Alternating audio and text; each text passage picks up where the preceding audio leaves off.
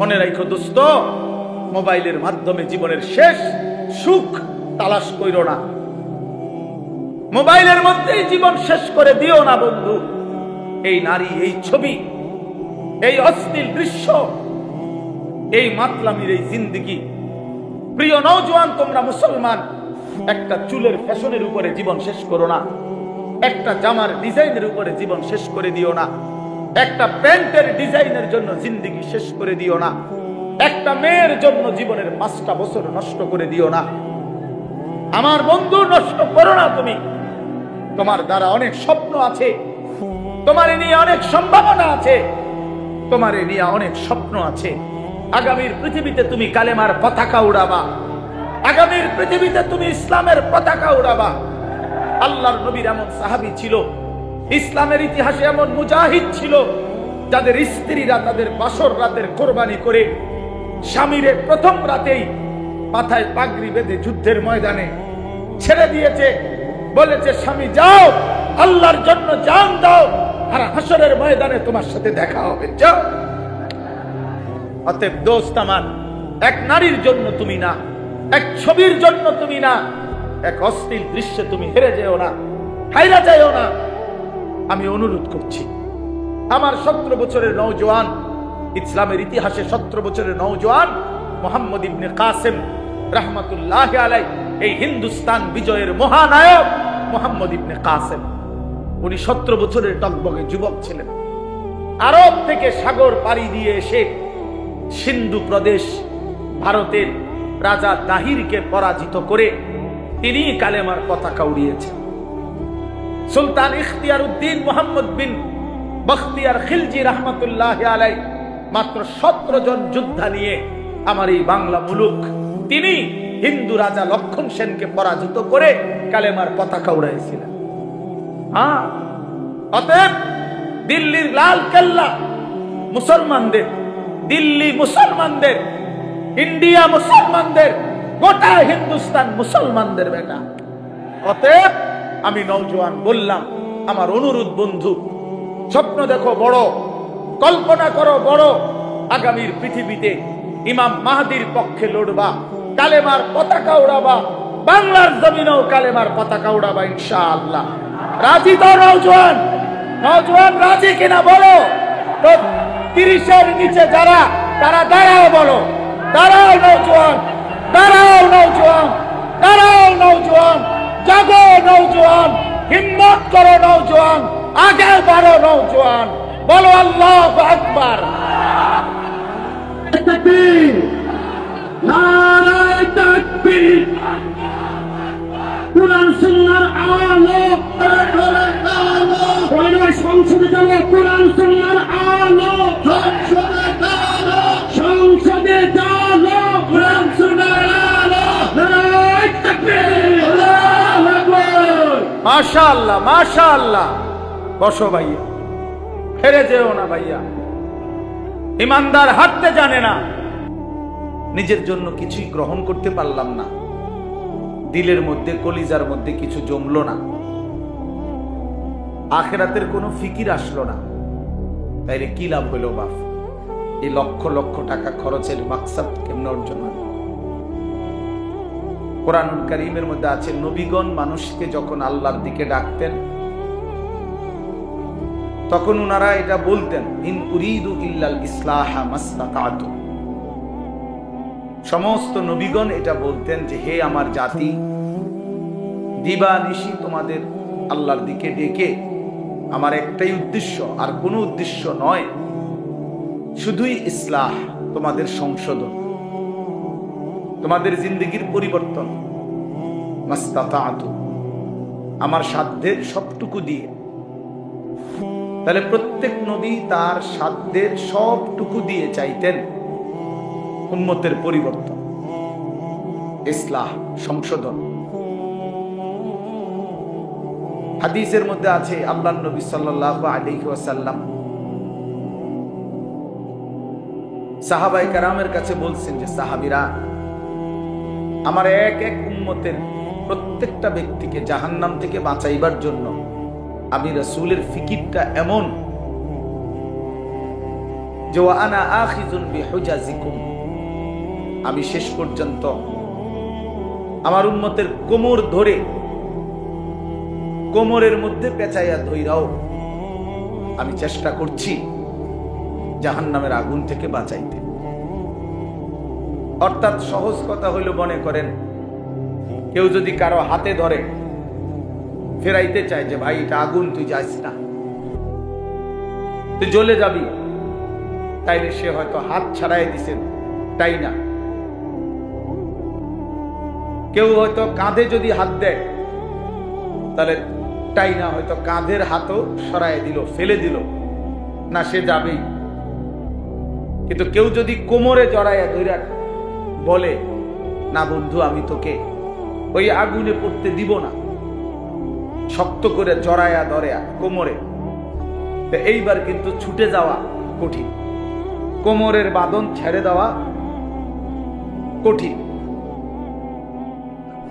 অর্থাৎ আমি তোমাকে ফেরাবই, তোমার আমি জাহান্নামের আগুনে পড়তে দিব না, ওই আগুনে ধ্বংস হইতে দেব না। ঠিক আল্লাহ নবী সাল্লাল্লাহু আলাইহি সাল্লাম বলছেন, উম্মত, আমার দিল চায় যে আমি আমার উম্মতের প্রতিটা সদস্যকে কোমরে ধরে ধরে জাহান্নামের আগুন থেকে বাঁচাই। অর্থাৎ কোনোভাবেই একজন উম্মত জাহান্নামের আগুনে পড়ুক, আমি এটা চাই না।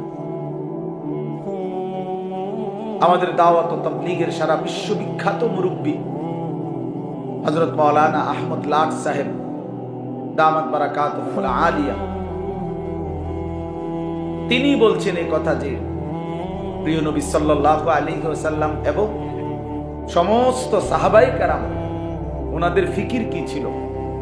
ওনাদের জিন্দেগীর একটা মূল ফিকির ছিল আল্লাহ পাকের এক এক বান্দা কিভাবে জাহান্নাম থেকে বাঁচবে, জাহান্নাম থেকে কিভাবে বাঁচবে, জাহান্নাম থেকে কিভাবে বাঁচবে।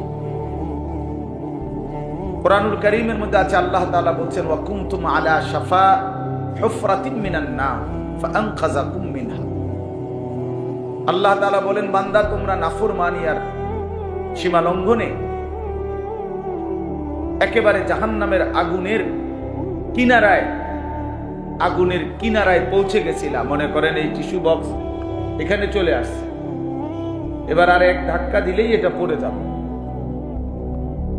তো আল্লাহ তাআলা বলছেন, বান্দা তোমরা আইয়ামে জাহিলিয়ার এই সমাজ, অন্ধকারাচ্ছন্ন সমাজে যাবতীয় অন্যায়, অশ্লীলতা, বেহায়াপনা, কুফর, শিরিক, আল্লাহর নাফরমানি করতে করতে জাহান্নামের আগুনের পাশে চলে আসছিলাম। আমি আল্লাহ দয়া করে আমার বন্ধুকে পাঠালাম, কোরআন নাজিল করলাম। এই কোরআনের মাধ্যমে, আমার বন্ধুর মাধ্যমে আমি আল্লাহ তোমাদেরকে জাহান্নামের সেই কিনারা থেকে রক্ষা করে দিলাম, উদ্ধার করে দিলাম। এই জন্য দোস্ত, আমার বন্ধু, আমার ভাই, আমার ফিকির এটা হওয়া চাই, মূল ফিকির এটা।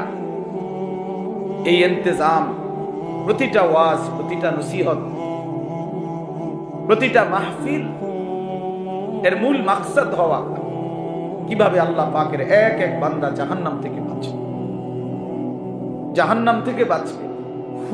কুরআনুল কারীমের মধ্যে আছে, আল্লাহ তাআলা নিজে বলছেন, ফাআনযারতুকুম নারান তালাযা। আল্লাহ নিজে বলছেন, বান্দা আমি আল্লাহ তোমাকে প্রজ্বলিত লেলিহান আগুনের শিখা, জাহান্নামের আগুনের ভয় দেখাচ্ছি।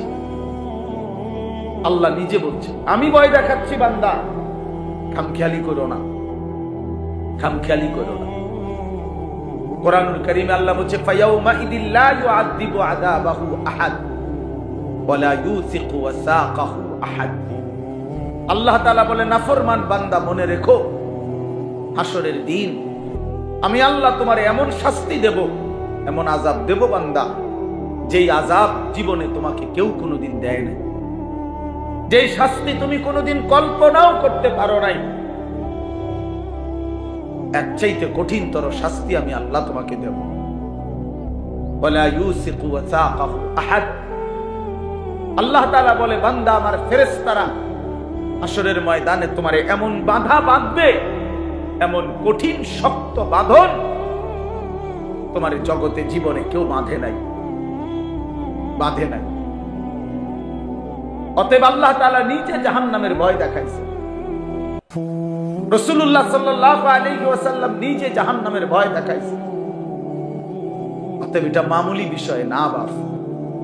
যেদিন প্রথম আল্লাহর নবী সাল্লাল্লাহু আলাইহি ওয়াসাল্লাম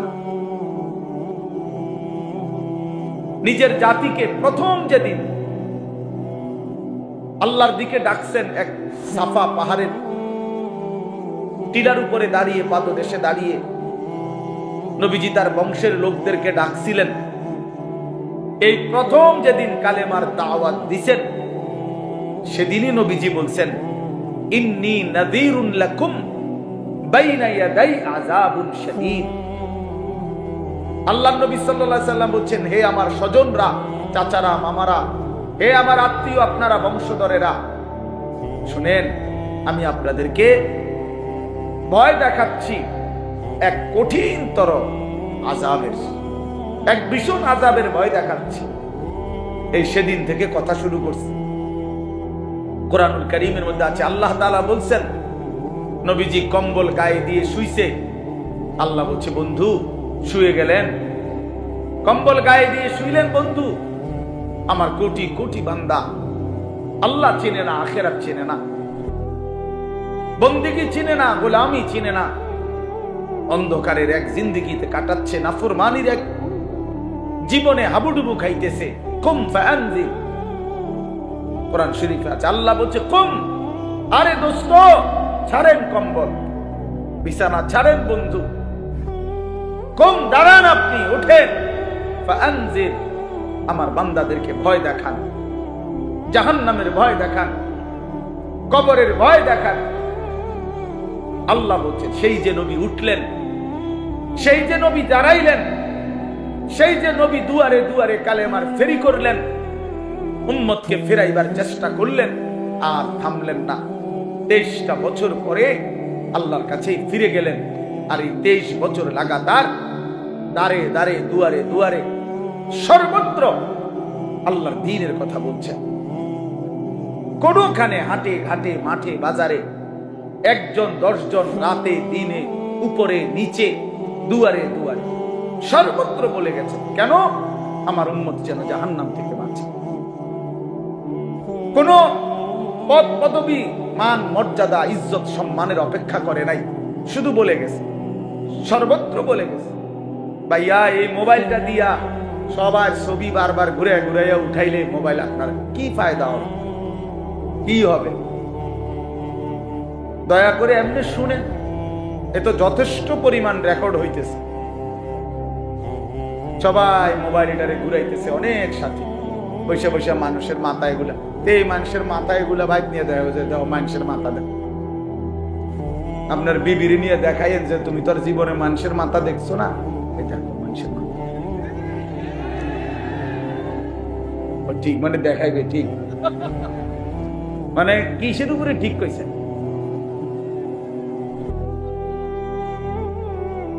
এই জন্য বললাম, নবী সাল্লাল্লাহু আলাইহি ওয়াসাল্লাম দুয়ারে দুয়ারে ঘুরলেন, দুয়ারে দুয়ারে, দুয়ারে দুয়ারে, পাথরের আঘাত সয়েও কালেমার দাওয়াত দিয়েছেন।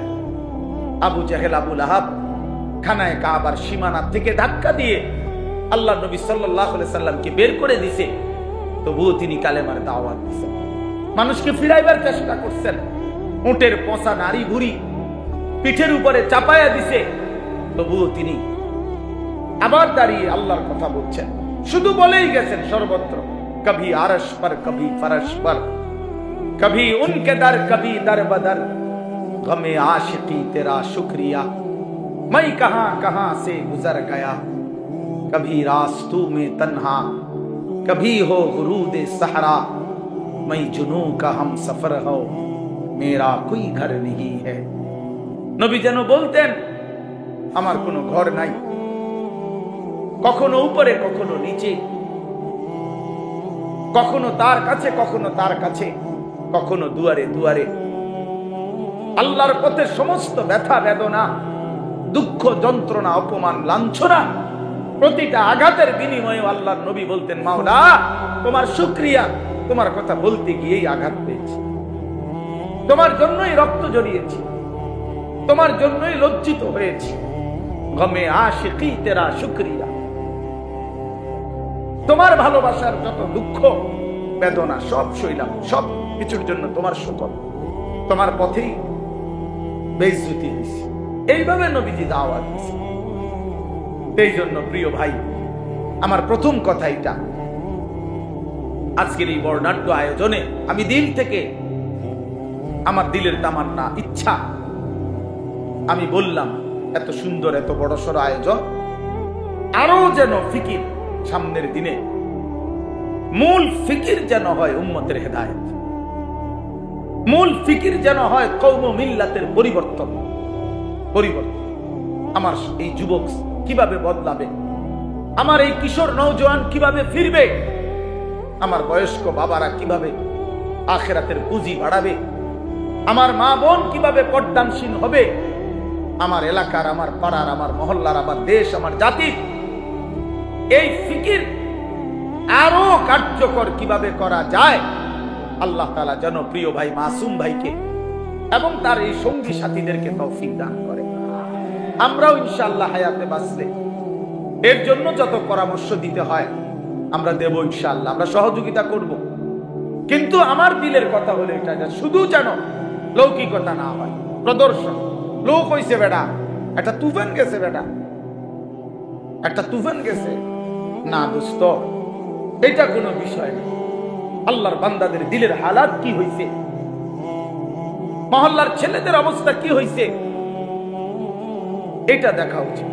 আমরা কিতাবে পড়ছি, হযরত হাসান বসরি রাহমাতুল্লাহ আলাইহি বলতেন, এক বড় বুজুর্গ ছিলেন, জগৎ বিখ্যাত। তিনি বলতেন, আমরা যখন আমাদের জামানায় জানাজা পড়তাম, তো আমরা জানাজার মাঠে গেলে সকলে এই পরিমাণ কাঁদত, ওই লাশ দেখে নিজের কবরের ভয়ে, মৃত্যুর ভয়ে। উনি বলেন, আল্লাহর কসম কেউ বলতে পারতো না স্বজনটা কার। মানে মূলত লোক মারা গেছে কার, আলাদাভাবে চিহ্নিত করার কোনো কি ছিল না, উপায় ছিল। সবাই কাঁদতেছে, সবাই কাঁদতেছে এক তালে। তো নির্ধারিত কার আত্মীয় এটা আর বুঝতাম না আমরা। এমন ছিল আমাদের লাশ দেখে আখিরাতের ফিকির। তাইলে দোস্ত, এটা ফিকির হওয়া উচিত, এটা ফিকির হওয়া উচিত। কেমনে বাঁচবে কবর থেকে? আজকে তোমরা অনেক নওজোয়ান, মাশাআল্লাহ, অনেক কিশোর নওজোয়ান বাপ, তোমাদের কাছে অনুরোধ বাপ, আগামীর ইসলাম তোমাদের জন্য অপেক্ষমান, আগামীর কালেমার পতাকা তোমাদের জন্য অপেক্ষমান। সারা পৃথিবীতে আল্লাহর কসম, এটা বর্তমান সময়ের এটাই বিশ্লেষণ যে আগামীর পৃথিবী ইসলামের পৃথিবী, আগামীর পৃথিবী কোরআনের পৃথিবী। সারা পৃথিবীতে আলহামদুলিল্লাহ মজলুমের বিজয় হচ্ছে, জালেমের পরাজয় হচ্ছে। জালেম শুধু পরাজিত না, যেখানেই জালেম হেরে যায় ওইখানেই জালেম ভাগ্যা যায়, ভাগ্যা যায়, জাগাত থাকে না, ভাগ্যা যায়, পলায়। হ্যাঁ, শুধু বাংলাদেশের জালেম পলাইছে 5ই আগস্ট, শুধু এটা না, বরং সিরিয়ার জালেমও 8ই ডিসেম্বর বাশার আল আসাদ নামের জালেমও পলাইছে। হ্যাঁ, এর আগে তিউনিসিয়ার জালেম পলাইছিল, আফগানিস্তানের এক জালেম এই তালেবানের আগে ওরা পলাইছে। বারবার যেখানে জালেম হেরে যায় সেখানে পলায়া যায়। মজলুমের পতাকা ওড়ে, ইমানদারের পতাকা ওড়ে।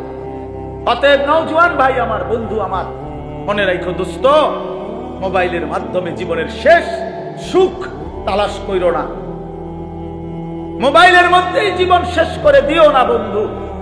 এই নারী, এই ছবি, এই অশ্লীল দৃশ্য, এই মাতলামির এই জিন্দেগি।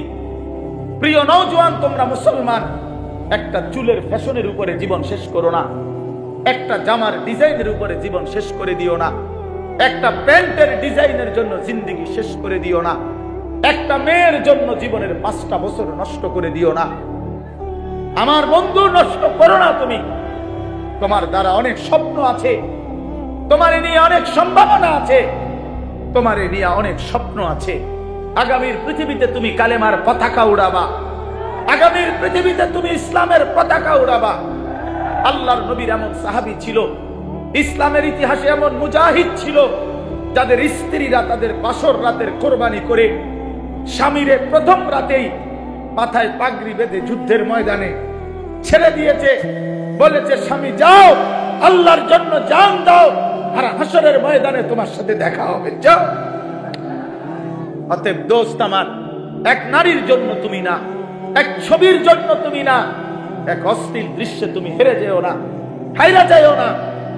আমি অনুরোধ করছি, আমার 17 বছরের নওজোয়ান, ইসলামের ইতিহাসে 17 বছরের নওজোয়ান মুহাম্মদ ইবনে কাসেম রাহমাতুল্লাহি আলাইহি, এই হিন্দুস্তান বিজয়ের মহানায়ক মুহাম্মদ ইবনে কাসেম, উনি 17 বছরের টকবকে যুবক ছিলেন। আরব থেকে সাগর পাড়ি দিয়ে এসে সিন্ধু প্রদেশ ভারতের রাজা তাহিরকে পরাজিত করে তিনি কালেমার পতাকা উড়িয়েছেন। সুলতান ইখতিয়ার উদ্দিন মুহাম্মদ বিন বখতিয়ার খিলজি রাহমাতুল্লাহি আলাইহি মাত্র 17 জন যোদ্ধা নিয়ে আমার এই বাংলা মুলুক, তিনি হিন্দু রাজা লক্ষণ সেনকে পরাজিত করে কালেমার পতাকা উড়াইছিলেন। হ্যাঁ, অতএব দিল্লির লাল কেল্লা মুসলমানদের, দিল্লি মুসলমানদের, ইন্ডিয়া মুসলমানদের, গোটা হিন্দুস্তান মুসলমানদের বেটা। অতএব আমি নওজোয়ান বললাম, আমার অনুরোধ বন্ধু, স্বপ্ন দেখো বড়, কল্পনা করো বড়, আগামীর পৃথিবীতে ইমাম মাহদির পক্ষে লড়বা, কালেমার পতাকা উড়াবা, বাংলার জমিনেও কালেমার পতাকা উড়াবা ইনশাআল্লাহ। রাজি তো নওজোয়ান? নওজোয়ান রাজি কিনা বলো তো। 30-এর নিচে যারা, তারা দাঁড়াও, বলো দাঁড়াও নওজোয়ান, দাঁড়াও নওজোয়ান, দাঁড়াও নওজোয়ান, জাগো নওজোয়ান, হিম্মত করো নওজোয়ান, আগে বাড়ো নওজোয়ান, বলো আল্লাহু আকবার। তাকবীর, নারায়ে তাকবীর, কুরআন সুন্নাহর আলো, সংসদে যাবো, কুরআন সুন্নাহর আলো, সংসদে যাবো, কুরআন সুন্নাহর আলো, নারায়ে তাকবীর, আল্লাহু আকবার। মাশাআল্লাহ, মাশাআল্লাহ। বসো ভাইয়া, হেরে যেও না ভাইয়া। ইমানদার হারতে জানে না, ইমানদার হারতে জানে না, মুমিন হারে না। ইসরায়েলের কুত্তা হেরে গেছে, ফিলিস্তিনের মুসলমান হারে নাই, গাজা এখনো হারে নাই, হামাস এখনো হারে নাই, কিন্তু ইসরায়েলের কুত্তারা যুদ্ধবিরতি দিতে বাধ্য হয়েছে। অতএব ইসরায়েলের কুত্তা আজ হোক কাল হোক চূড়ান্ত হেরে যাবে, ফিলিস্তিনের পতাকা উড়বেই উড়বে ইনশাআল্লাহ। মনে রাখো বন্ধু, হতাশার কিছু নাই। সারা পৃথিবীতে ইসলামের বিজয়ের পূর্বাভাস প্রতিটা মাহফিলে এখন আমাদের বাংলাদেশে আমরা দেখতেছি নওজোয়ানের উপস্থিতি। বাংলাদেশের প্রতিটা গলিতে গলিতে মাদ্রাসা, বাংলাদেশের কিশোর দিন মজুর, সেও স্বপ্ন দেখে তার ছেলে হাফেজে কোরআন হবে। বাংলাদেশের উচ্চবিত্ত 1000 কোটি টাকার মালিকও স্বপ্ন দেখে তার ছেলে হাফেজে কোরআন হবে। কাজে কোরআন প্রত্যেকের দিলে দিলে পৌঁছে গেছে। মাদ্রাসা কোরআনের ঘর উম্মতের রাস্তায় রাস্তায় গলিতে গলিতে পৌঁছে গেছে। এদেশের লক্ষ কোটি কিশোর তরুণ নওজোয়ান আল্লাহর দ্বীনের জন্য ওয়াজ মাহফিল, উলামায়ে কেরামের কোরআনের কথা পৌঁছাবার জন্য জান প্রাণ বাজি রেখে মেহনত করছে। এটাই বলে আগামীর বাংলাদেশ ইসলামের বাংলাদেশ ইনশাআল্লাহ, ইনশাআল্লাহ, ইনশাআল্লাহ। ষড়যন্ত্রকারীরাই হেরে যাবে, দুশ্মনরাই হেরে যাবে, কালেমাই বিজয়ী হবে, ইসলামই বিজয়ী হবে ইনশাআল্লাহ। এজন্য যুবক, চরিত্রহীন হইও না, নষ্ট হইও না, আখলাক বরবাদ করো না। আখলাক বরবাদ, যে কপালে সেজদা নাই তুমি পারবা না, যে কপাল যে শরীর পবিত্র না তুমি পারবা না। নারী দেখে, ছবি দেখে, অশ্লীল দৃশ্য দেখে শরীর যদি নাপাক বানিয়ে রাখো, লজ্জাস্থানের সক্ষমতা নষ্ট করে ফেলো, কোমরের শক্তি যৌবনের নষ্ট করে ফেলো, তুমি পারতা না। আগামীর ইসলামের জন্য ডাক আসলে তুমি দাঁড়িয়ে থাকতে পারত না তখন। এজন্য এখন থেকে প্রস্তুতি নাও, এখন থেকেই নামাজি হও, এখন থেকেই চরিত্রবান হও, এখন থেকেই উত্তম আখলাকওয়ালা হও। আল্লাহ তাআলা আমাদেরকে তৌফিক দান করেন, আল্লাহ আমাদেরকে হিম্মত দান করেন, আল্লাহ তাআলা আমাদের কিশোর নওজওয়ানকে কবুল করে নেন। মুহতারাম হাজিরিন, তাইলে আমি আমার প্রথম কথা শেষ করলাম। আমার প্রথম কথা ছিল এই, আমাদের এই মাহফিল যেন ইনশাআল্লাহ আগামী দিনে আরো ফিকিরমান এর মধ্যে যেন হয়, এবং এই ফিকিরে যে উম্মতের পরিবর্তন, মানুষের সংশোধন, আখিরাতের জিন্দেগি গঠন, এর জন্য আরো কার্যকর পদক্ষেপ নেওয়া উচিত এবং সেটা নেওয়ার চেষ্টা করা হবে ইনশাআল্লাহ। ঠিক নেই? হ্যাঁ ইনশাআল্লাহ। আল্লাহ কবুল করেন, আল্লাহ কবুল করেন, আল্লাহ কবুল করেন। এবার আসেন মুআজ্জাজ হাজিরিন, আমি কোরআনুল কারীমের সূরা বাকারার 183 নম্বর আয়াত তেলাওয়াত করেছি। আর অল্প একটু সময় এইবার এই আয়াতটার উপরে সামান্য কিছু কথা আরজ করতে চাই। সূরা বাকারার কোরআনুল কারীমের দ্বিতীয় সূরা, দ্বিতীয় নম্বর পারা, এই আয়াত 183 নম্বর আয়াত থেকে 187 নম্বর আয়াত, মোট 5টা আয়াত। এই 5টি আয়াতের মূল বক্তব্য হলো মাহে রমজান, রমজান এবং রোজা এই সম্পর্কিত কোরআনের দিক নির্দেশনামূলক বক্তব্য। কোরআনে এই 5টি আয়াত বিশেষ আলোচনা 183 নাম্বার থেকে 187, 183, 84, 85, 86, 87 এই 5টি আয়াতের মধ্যে আল্লাহ তাআলা কোরআনুল কারীমে রমজান রোজা সম্পর্কিত গুরুত্বপূর্ণ দিক নির্দেশনামূলক পূর্ণাঙ্গ বক্তব্য আল্লাহ তাআলা পেশ করেছেন। তো উচিত হইল যেই ইবাদত এবং আমলের মাস শ্রেষ্ঠতম আমাদের সামনে আসতেছে মাহে রমজান, আমি প্রথম অনুরোধ করি প্রত্যেকে যাদের সুযোগ হয় তারা প্রত্যেকেই এই 5টা আয়াত সূরা বাকারার 183 থেকে 187 পর্যন্ত বাংলা অনুবাদ এবং সংক্ষিপ্ত তাফসীর ব্যাখ্যা নিজেদের দায়িত্বে পড়ে নেবেন। একটা ভালো তাফসীর থেকে, তাফসীরে মাআরিফুল কোরআন, মুফতি শফি রাহমাতুল্লাহ আলাইহির এই তাফসীর অ্যাভেলেবল পাওয়া যায়। তাফসীরে তাওজিহুল কোরআন, আল্লামা তাকি উসমানী দামাত বারাকাতুহুমুল আলিয়া, সারা পৃথিবী বিখ্যাত আলেমে দ্বীন তিনি, উনার এটা পাওয়া যায় বাংলা। তাফসীরে তাওজিহুল কোরআন 3 খণ্ডে 1200-1300 টাকা খুব সম্ভব নিবে। তো এটা কিনে এই 5টি আয়াতের সংক্ষিপ্ত তাফসীর ব্যাখ্যা পড়লে এটা দিলের মধ্যে আসবে যে আমার আল্লাহ আমার কাছে রোজা উপলক্ষে, রমজান উপলক্ষে আসলে কি চাচ্ছেন। টেলিভিশনের সিদ্ধান্ত দিয়ে হবে না, ওই অমুক নেতা তমুক মন্ত্রী ওরা কি বলছে এগুলো খাদ্যদ্রব্য নিয়ন্ত্রণে রাখবেন, তারপরে দিয়ে এটা ভ্যাট কমাবেন, ওই কমাবেন, সেই কমাবেন, এত কথার দরকার। মূল বক্তব্য হইল আল্লাহ তাআলা কি বলছে। এই 5টা আয়াতের শুরুতে আল্লাহ কথা শুরুই করছে ইয়া আইয়ুহাল্লাযীনা আমানু, 183 নম্বর আয়াত, হে ঈমানদারগণ।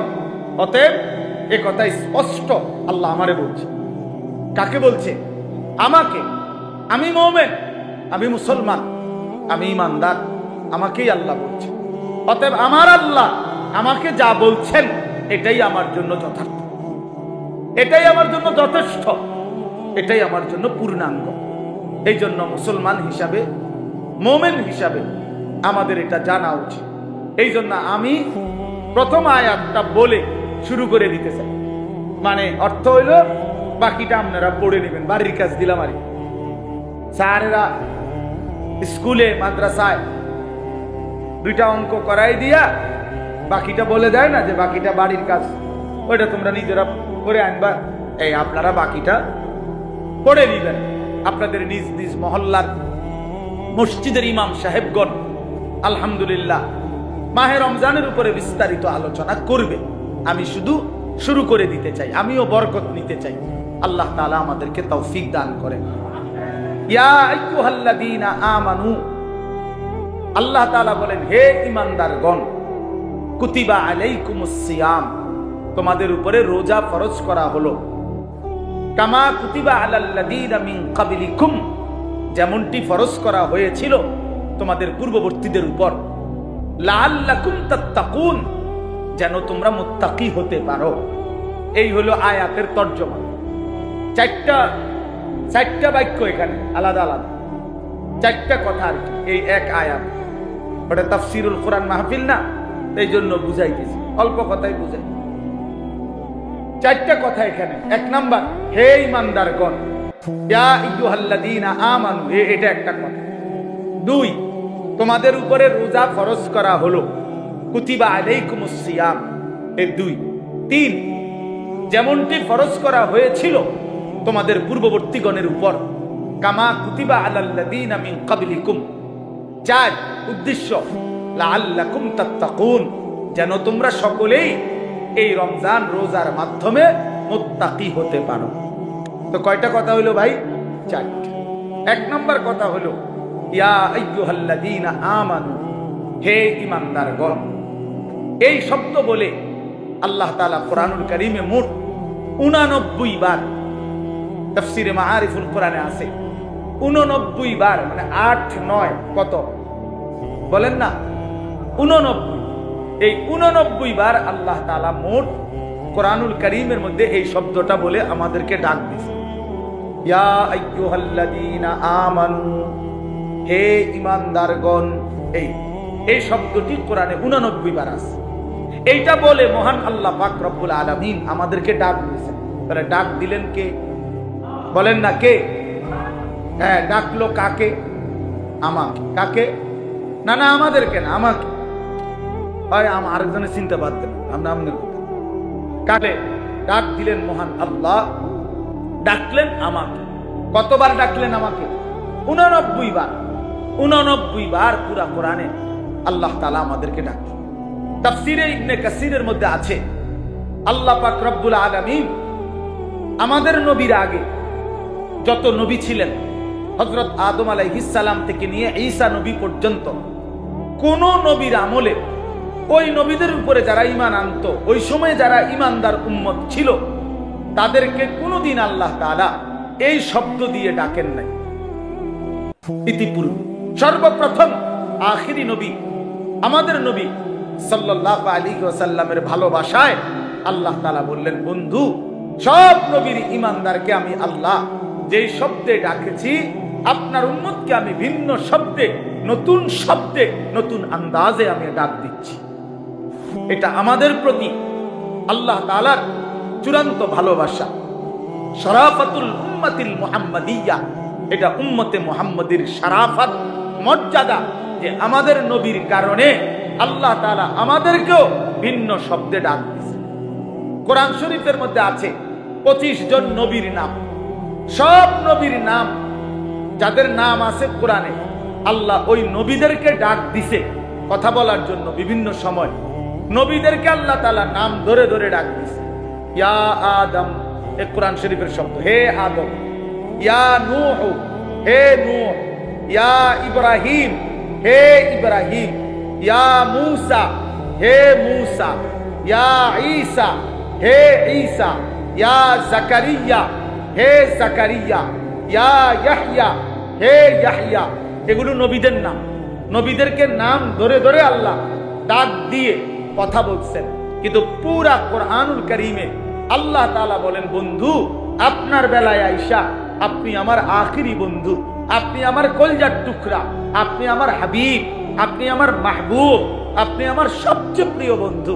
পুরা কোরআনে আল্লাহ তাআলা 23 বছরে একবার, একদিনের জন্য হে মুহাম্মদ, ইয়া মুহাম্মদ বলে একবারও ডাকেন। পুরা কোরআনে নাই। নবীজির নাম আছে কিন্তু ডাক নাই। নবীজিকে হে মুহাম্মদ বলে নাম ধরে আল্লাহ কখনো ডাকেন নাই। ডাকছেন ভিন্ন শব্দ, ইয়া আইয়ুহান নবী, হে নবী আমার। ইয়া আইয়ুহার রাসূল, হে রাসূল আমার। ইয়া আইয়ুহাল মুজাম্মিল, হে কম্বল পরা বন্ধু আমার, ইয়া আইয়ুহাল মুদ্দাসসির, হে চাদর আবৃত নবী আমার। কখনো চাদর পরা নবী, কখনো কম্বল পরা নবী, কখনো হে নবী আমার, হে রাসূল আমার, এভাবে ডাকছে। তাহলে যেভাবে আল্লাহ তাআলা আমাদের নবীকে ডাকছেন ভিন্ন ভাবে, আমাদের নবীর ঈমানদার উম্মত হিসেবে আমাদেরকে ডাকছেন ভিন্ন ভাবে। আর সেই ভিন্নতাটাই হলো ইয়া আইয়ুহাল্লাযীনা আমানু। এই জন্য তাফসীর ইবনে কাসিরের মধ্যে লিখছে, যেখানেই আল্লাহ তাআলা ডাকছেন হে ঈমানদারগণ, খোদার কসম ওইখানেই আল্লাহ তাআলা উদ্দেশ্য নিছেন যে মোমেন তুমি আমার বন্ধু, অতএব আমি যেন ডাক দিলাম হে আমার বন্ধুগণ। এজন্য হে মোমেনগণ, হে ঈমানদারগণ, এ কথার অর্থ হইল হে আমার বন্ধুগণ, বন্ধুগণ। এজন্য প্রতিটা মোমেন আল্লাহর বন্ধু, আল্লাহর বন্ধু মোমেন, মোমেনের বন্ধু আল্লাহ, আল্লাহ। অতএব বাপ আমার, এবার আমি একটা কথা ছোট্ট বলতে চাই, নওজোয়ান ভাই সবাইকে, পর্দার আড়ালের মা বোন আপনাদেরকেও, বাবারা আপনাদেরকেও, আমাকেও, উসিকুম ওয়া ইয়া, আপনাদেরকেও বলছি আমাকেও বলছি, একটা ইনসাফের সাথে বলে দেখেন। শব্দটা বলে নতুন ভাবে আল্লাহ আমাদেরকে ভালোবাসা দিয়ে ভিন্ন শব্দে ডাকছেন, আমাদের নবীর ভালোবাসা দিয়ে ডাকছেন 89 বার আল্লাহ কোরআনে 23 বছরে আমাদেরকে দেখেছেন হে ঈমানদার বলে বলে, আমাদেরকে আল্লাহর হুকুম মানতে বলছেন হে ঈমানদার বলে বলে, আল্লাহ তাআলা আমাদেরকে গুনাহ ছেড়ে দিতে বলছেন। এবার ইনসাফের সাথে একটা বার বলেন যে আল্লাহ পাক 89 বার বললেন, মহব্বত করে বললেন, নতুন শব্দে বললেন, ভালোবাসার সবটুকু দিয়ে বন্ধু বানিয়ে ডাক দিলেন। এরপরেও যেই বান্দা সেই রবের ঈমানদার পরিচয় দিয়েও যে তার রবের ডাকে সাড়া দেয় না, তো তাকে আর কতবার ডাকলে, আর কতবার বললে, আর কেমনে বললে তুমি বান্দা, তুমি বান্দা, আল্লাহর ডাকে ঈমান আনতা, বিশ্বাস করতা, মেনে নিতা। এবার তুমি বলো। আমি জানতে চাই নওজোয়ান, তোমরা যারা নামাজ পড়ো না, তোমরা যারা 5 ওয়াক্ত নামাজ পড়ো না, তোমরা যারা খোদার 365 দিনে 1 বছরে কোন দিন ফজরের নামাজ পড়ো নাই, এই নওজোয়ান, তোর মাওলা, তোর আল্লাহ তোরে আর কতবার ডাকলে তুমি সেজদা দিতা? বলো না ফরমান, বলো না ফরমান।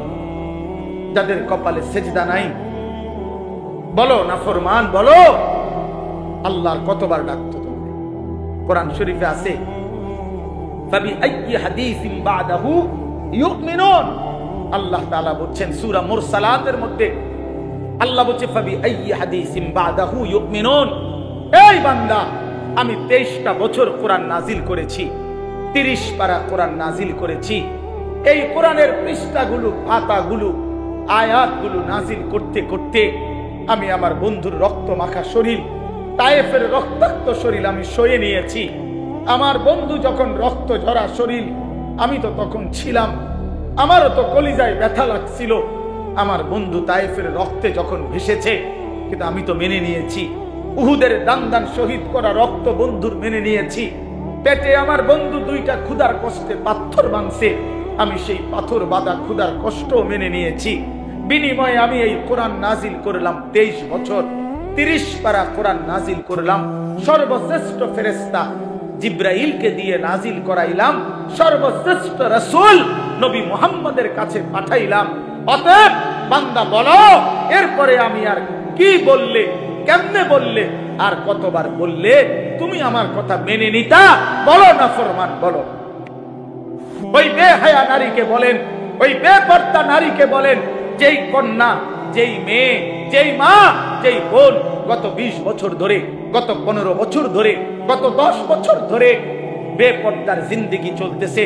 পরের ছেলেকে রাস্তার বখাতে দুশ্চরিত্র লম্পটকে যে তার শরীর, যে তার যৌবন, যে তার শরীর দেখায়, এই বেহায়া বেপর্দা এই অসভ্য নারীকে বলো যে তোর আল্লাহ আর কতবার বললে তুই পর্দা করতি? না ফরমান নারী বল,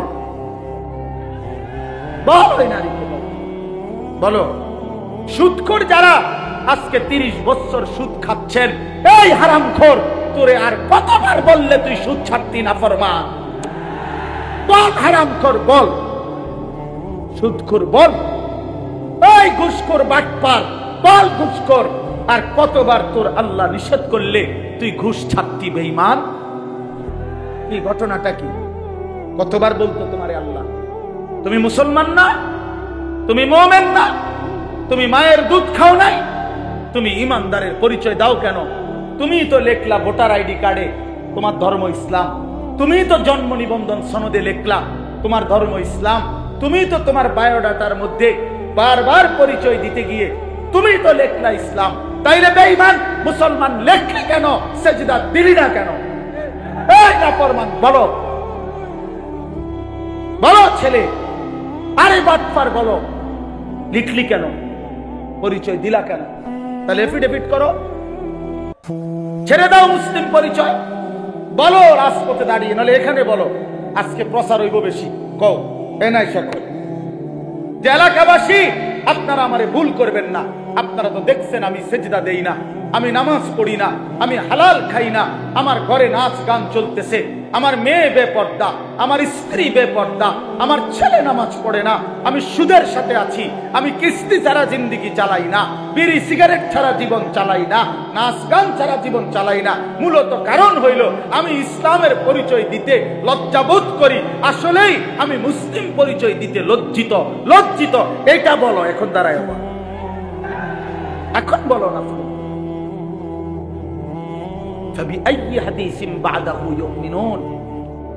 আল্লাহ জিজ্ঞেস করছে, বান্দা বলো আর কেমনে বললে তুমি মেনে নিতা? নবী জিজ্ঞেস করবে, দোস্ত আমি বন্ধু ফেরিওয়ালা, খুব সুন্দর নিয়ম মাফিক ওয়াজ করতে আমি জানি না, খুব ডিজাইনেবল কথা আমি বলতে পারি না বন্ধু, কিন্তু আমি আমার কলিজার সবটুকু আবেগ দিয়ে বললাম, ভালোবাসার সবটুকু দিয়ে জানতে চাইলাম। আমি বললাম, দোস্ত নওজোয়ান, পর্দার আড়ালের মা বোন, খোদার কসম নবীজি হাসরের ময়দানে উম্মতের আমলনামা নবী দেখবে, সুপারিশের আগে আমলনামা দেখাইতে হবে, ফাইল জমা দিতে হবে নবীজির কাছে।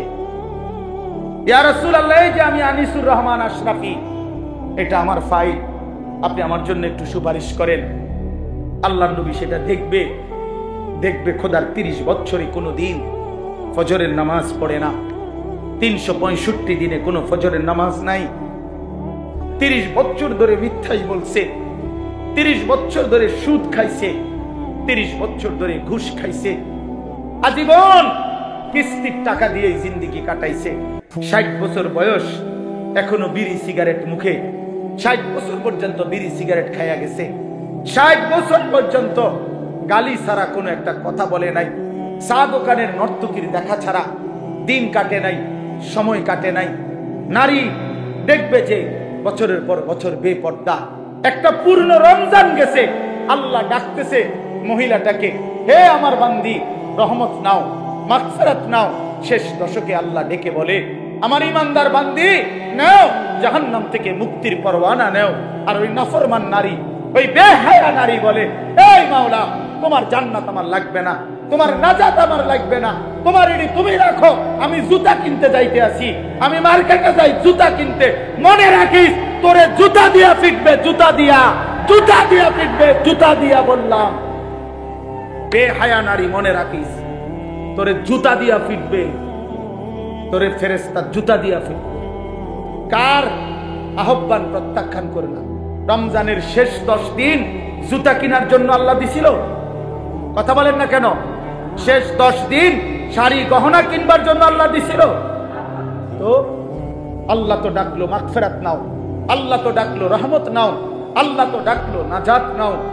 তুমি কও না আমার এডি লাগতো না, আমার জুতা, আমার দরকার জুতা, আমার দরকার শাড়ি, আমার দরকার ফেয়ার এন্ড লাভলি, আমার দরকার গহনা, আমি রাস্তার পুরুষ দেখাবো, আমি বখাটেরা রেডি হয়ে আছে আমার রূপ দেখার জন্য, যৌবন দেখার জন্য। এই জন্য অসভ্য মেয়ে নিজের শরীর প্রদর্শন করার জন্য সে নানা রঙের বাহারি সাজে সাজে। আরে নারী, ওই মেয়ে, কন্যা বোন, তুমি যদি বুঝতা যারা তোমারে দেখে তারা তোমারে উপভোগের কল্পনা ছাড়া তারা জিনা ব্যভিচারের কল্পনা ছাড়া আর কিছু তাদের দিলে তোমার প্রতি জাগে না। এই ছাড়া আর কিচ্ছু নাই, এই ছাড়া আর কিছু নাই। দুশ্চরিত্র যুবক তোমাকে নিয়ে উত্তম কোনো কল্পনা করে না, উত্তম কোনো কল্পনা করে না। অতএব দয়া করে বন্ধু বলেন, নবীজি যখন দেখবে নামাজ নাই, রোজা নাই, জিকির নাই, তেলাওয়াত নাই, ফজরের নামাজ নাই, হালাল উপার্জনের কোনো খবর নাই, ঘরে টেলিভিশন, নাচ গান চলছে তো চলছে, চলছে তো চলছে, আল্লাহর কসম বন্ধু নবীজি সাল্লাল্লাহু আলাইহি সাল্লাম চোখের পানি ফেলে দিবে আর হাসরের ময়দানে উম্মতকে বলবে, উম্মত আমি সেই নবী, 23 বছর যেই নবী তোমাদের জন্য সারা রাতও আমি এশার নামাজের পরে দাঁড়িয়ে ফজরের আজান পর্যন্ত আমি চোখের পানি ফেলে তোমাদের জন্য আমি আল্লাহর কাছে মাগফিরাতের দোয়া করছিলাম। আমি সারা রাত কাঁদছি উম্মত, আমি পেটে 2টা পাথর বাঁধছি ক্ষুধার কষ্টে, আমি তায়েফের রক্তে আমার শরীর এই পরিমাণ রক্ত ঝরছে, আমার পায়ের জুতা পায়ের তালুর সাথে জমাট বাইধা আমার জুতা খুলতে পারছিলাম না। আমি উহুদের দান দান করা শহীদ হয়ে রক্ত ঝরিয়ে উহুদের ময়দানে পড়েছিলাম, বিনিময়ে এই আমলনামা, আমার 23 বছরের মেহনতের এই বিনিময় উম্মত আমি এই জন্য রক্ত ঝরাইলাম। বলো না বাপ, এই বাপ বলো, কি বলবা তুমি তখন? নবী যখন বলবে, উম্মত কেমনে পারলা তুমি আমার 23 বছরের চোখের পানিকে এভাবে ফিরাই দিলা, আমার তায়েফের রক্ত এভাবে ফিরাই দিলা, আমার পেটে পাথর বাঁধা ক্ষুধার কষ্ট এভাবে ভুলে গেলা, এটা কি আমল নামা নিয়ে আসছো? আরে মিয়া, কোনো বাবা যদি তার গ্রামের জায়গা জমি ভিটা মাটি বেচা 6 বছর লাগাইয়া ছেলেটারে যদি ইউনিভার্সিটিতে পড়ায়, এই ছেলেটার ইউনিভার্সিটির খরচ দিতে গিয়ে বাবা জমিটা বিক্রি করে ফেলছে, ভিটাটা বিক্রি করে ফেলছে, 3 বেলা না খাইয়া 10 বেলা না খাইয়া বুকে বাইদা সন্তানদের টাকাগুলো দিছে, 6 বছর পরে যদি রেজাল্ট আসে ছেলেটা ফেল, ফলাফল যদি আসে ফেল করছে, এই বাপ কি পরিমাণ কাঁদবে বলো ভাইয়া? এই বাপ কি পরিমাণ কাঁদবে?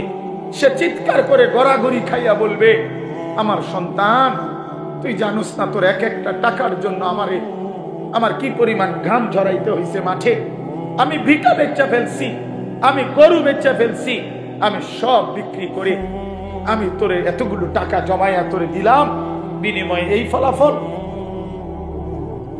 কাঁদবে কিনা বলেন? তো নবী বলবে না, এটা উম্মত আমি 23টা বছরের চোখের পানির বিনিময়ে এই, আমার তায়েফের রক্তের বিনিময়ে এই। বলো ভাইয়া বলো, বলেন বাপ, যারা 60 বছর বয়স হয়েছে এখনো বিড়ি সিগারেট ছাড়তে পারলেন না, কখন ছাড়বেন? যাদের বয়স হয়ে গেছে 60 বছর এখনো গালিগালাজ ছাড়া কথা বলতে পারেন না, কখন ছাড়বেন? এখনো সময় হয় নাই? মরতেন না? কবরে যাইতেন না? আলা ইয়াযুন্নু উলাইকা আন্নাহুম মাবউসুন। আল্লাহ কোরআনে বলছে, আলা ইয়াযুন্নু উলাইকা আন্নাহুম মাবউসুন। এই নাফরমান, এমন করছো কেন বান্দা? তুমি কি হাসরের ময়দানে উঠবা না? আল্লাহ জিজ্ঞেস করছে, আল্লাহ নিজে বলছে বন্ধু, আরে বান্দা এরকম করস কা? এত মিথ্যা, এত চুরি, এত ডাকাতি, এত জিনা, এত ব্যভিচার, এত মদ, এত জুয়া, এত নারী, এত ছবি, এত উলঙ্গ দৃশ্য দেখছস কেন বান্দা? তুই কি হাসরের ময়দানে উঠবি না বান্দা? তুই কেমনে আমারে দেখাইবি? তুই আমি আল্লাহর সামনে কেমনে দাঁড়াইবি বান্দা? ফাকাইফা তাত্তাকুনা ইন কাফারতুম ইয়াওমান ইয়াজালুল বিলদানা শিবা। রব্বে করিম আল্লাহ বলে, বান্দা দিবানিশি যে আমি আল্লাহর নাফরমানি করছো বান্দা, আল্লাহ বলে বান্দা আমি জানতে চাই বান্দা, এই যে দিবানিশি নাফরমানি করছো, ওই হাসরের দিন তুমি কেমনে বাঁচবা বান্দা? এই হাসরের দিন জানো নাকি বান্দা? একদিনেই তো দুঃখ, কষ্ট, যন্ত্রণা আর আযাবে। হাসরের একদিনেই কোলের বাচ্চা বুড়া হয়ে যাবে, বুড়া হয়ে যাবে। ফাকাইফা তাত্তাকুনা ইন কাফারতুম ইয়াওমান ইয়াজালুল বিলদানা শিবা। একদিনেই কোলের বাচ্চা বুড়া হয়ে যাবে। মানুষ বলে না যে এই একটা 15 দিনের এই যন্ত্রণায় আমার চুলটা পাইকা গেছে, বলে কিনা বলে? এই 3 মাসের বেদনায় আমার চুল পাইকা গেছে। রব্বে কারীম বলে আখিরাতের একদিনের যন্ত্রণায় কোলের বাচ্চা বুড়া হয়ে যাবে। অতএব বন্ধু আমার, আমি এক শব্দ মনে করাইলাম, একটা শব্দই মনে করাইলাম, ইয়া আইয়ুহাল্লাযীনা আমানু, হে ঈমানদার, হে ঈমানদার। এটা আল্লাহ তাআলার বহুতই মহব্বতের শব্দ, বহুতই মহব্বতের শব্দ। অতএব মা বোন, আমরা শুনেছি অনেক মা বোন বয়ান শুনতে আসছেন, এই জন্য বললাম মায়েরা, আমি যদি আপনাদের সন্তানের বয়সী হই, আমি আপনার ছেলে বললাম, কোন বোন আমি তোমার ভাই, আমি তোমারে বললাম বোন, তুমি রমজান মাস বোন আমার, আল্লাহর দোহাই, রমজান আল্লাহর দেওয়া। রমজানে আল্লাহ বলছে বান্দা এটা আমি আমার সিজন, আল্লাহরও সিজন। এটা কিসের সিজন? আল্লাহ বলে বান্দা এই মাসে না আমি আমার বেশি বান্দারে জাহান্নাম থেকে মুক্তি দেব, এই মাসে আমি জান্নাতি দেব আমার কোটি কোটি বান্দাকে। এজন্য এই মাসটাকে আমি আলাদাভাবে ইবাদত দিয়া সাজাইছি। সিজনে ব্যবসায়ী অতিরিক্ত মাল উঠায়, কাপড় ব্যবসায়ী এখন আরো 40 লাখ টাকার মাল উঠাইছে, কারণ তার এখন সিজন। আল্লাহ তাআলা বলে রমজান আমার বান্দাকে মাফ করার সিজন, জাহান্নাম থেকে মুক্তি দেওয়ার সিজন, জান্নাত দেওয়ার সিজন। এই জন্য আমি আল্লাহ রমজানে আরো অতিরিক্ত ইবাদত উঠাইলাম। গত 11 মাসের ইবাদত তো ছিলই, নতুন করে 1 মাসের রোজা নতুন ইবাদত দিলাম। ইফতার এটাও ইবাদত, সাহারি এটাও ইবাদত, 20 রাকাত তারাবি এটাও ইবাদত, শেষ দশকের এতেকাফ এটাও ইবাদত, শেষ দশকের বেজর রাত্রির সবে কদরের তালাশ এটাও ইবাদত। আল্লাহ বলে বান্দা অতিরিক্ত আরো ইবাদত দিয়ে রমজানটাকে ইবাদত দিয়ে সাজাইলাম, কোরআন দিয়ে সাজাইলাম, সেজদা দিয়ে সাজাইলাম, নেকি। এবার যদি আল্লাহকে বলে আল্লাহ ইবাদত তো বাড়াইয়া দিলেন, নেকি বাড়াইছেন হেটা কোন? তা আল্লাহ বলে হ্যাঁ বান্দা, একটা নফল একটা ফরজের সমান, একটা ফরজ 70টা ফরজের সমান। এক শুরুর দশক রহমত, মাঝখানের দশক মাগফিরাত, শেষ দশক নাজাত। প্রতিদিন মাফ করব, জান্নাতের দরজা খোলা, জাহান্নামের দরজা বন্ধ, শয়তানগুলোকে শেকলে বন্দী। এই সব ব্যবস্থাপনা করে আমি চাই শুধু আমার বান্দা সেজদা দিবে, বন্দিগি করবে, রোজা রাখবে, ইফতার করবে, সাহারি করবে, 20 রাকাত তারাবি করবে, মিথ্যা ছাড়বে, চুরি ছাড়বে, ডাকাতি ছাড়বে, জিনা ব্যভিচার ছাড়বে, আর পুরা রমজান প্রতিদিন আমার বান্দা শুধু জান্নাতেই ঢুকবে, জান্নাতেই ঢুকবে, জান্নাতেই ঢুকবে। লাআল্লাকুম তাত্তাকুন। এজন্য আল্লাহ বলছে আমি 1 মাসেই কুতিবা আলাইকুমুস সিয়াম কামা কুতিবা আলাল্লাযীনা মিন ক্বাবলিকুম, আমি আল্লাহ পূর্ববর্তী ইমানদার উম্মতের মতো তোমাদের উপরে রোজা ফরজ করলাম, কষ্ট দেওয়ার জন্য না, ভোকে কষ্ট দেওয়া তোমাদেরকে নয়, বরং আমি আল্লাহ লাআল্লাকুম তাত্তাকুন, মুত্তাকি বানানোর জন্য। মুত্তাকি মানেই জান্নাতি, জান্নাতি মানেই মুত্তাকি। অতএব 1 রমজানে আল্লাহ আমাদেরকে জান্নাতি বানাবেন, এই আশায় আল্লাহ আমাদের উপরে রমজান রোজা ফরজ করেছেন। অতএব শেষ কথা আমার, বলেন যে ইনশাআল্লাহ আমরা রমজানকে কদর করব। বলেন ইনশাআল্লাহ, বলেন ইনশাআল্লাহ রমজানকে কদর করেন, রমজানকে কদর করেন।